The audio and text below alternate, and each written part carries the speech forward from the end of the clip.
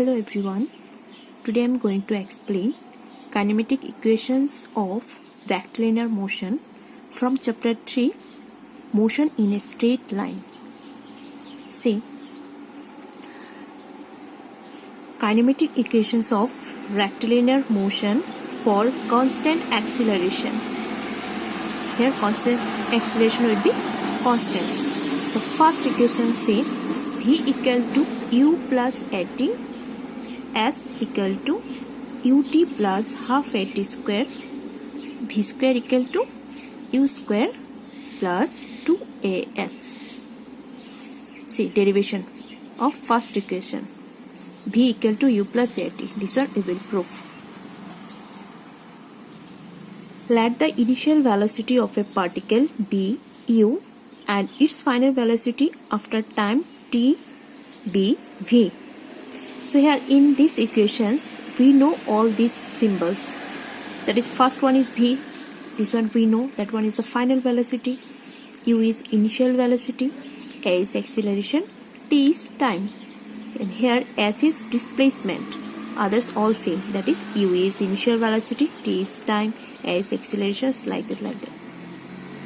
So in this case, see, let the initial velocity of a particle be u and its final velocity after time t be v. Like, just one example. If we consider this particle is here at a point, okay, when this one is at a point, its velocity is u, and after t time, when it reached here, suppose at b point, its velocity becomes v. Okay, so after t time, its velocity becomes v. So, in time t, change in velocity. In time t, change in velocity, that is v minus u. Like, when this object or this particle is at a point, its initial velocity, suppose we are considering 3, just one example. And when it reached at b point, its velocity we are considering, suppose 10. So, after t time, its velocity, how much changed? How much changed velocity? That is 10 minus 3. Is it? 10 minus 3, that is coming 7. No? 10 minus 3. So here also change of velocity will be v minus u. So rate of change of velocity with time. Rate of change of velocity. So change of velocity, it is v minus u. And rate of change, that is in time t, that is will be t. So v minus u by t. See, by definitions we know this one, v minus u by t equal to acceleration, because acceleration we know change in velocity divided by time. So in these equations we can write v minus u divided by t is a. Okay, so in these equations we can write,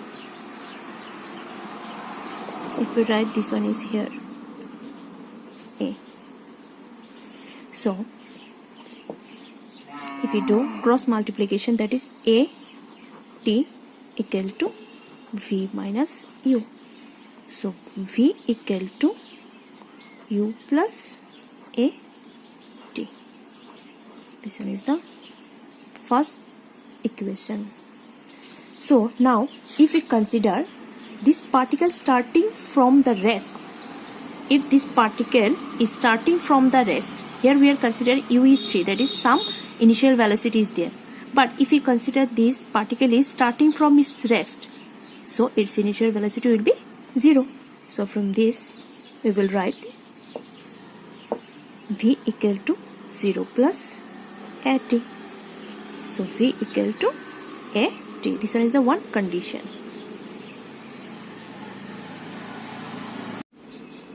Derivation of equation number 3, that is v square equal to u square plus 2as. We will prove this one now.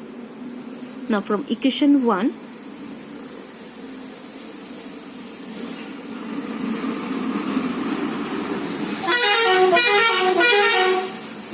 we can write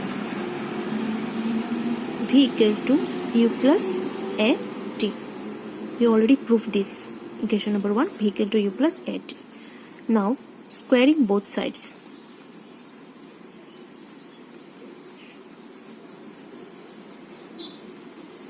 Okay, now v square equal to u plus at whole square, that is a plus b whole square.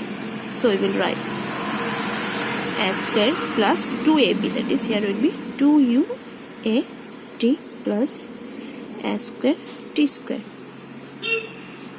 So v square equal to u square plus, if we common here 2a, then here will be ut plus 2 is common, so here will be half. A is common, so here will be a and t square. Okay, now see this one, ut plus half a t square. Equation number 2, we know s equal to ut plus half a t square. Is it? So we will put this s. So v square equal to u square plus 2a, that one is s. This one is the equation number 3.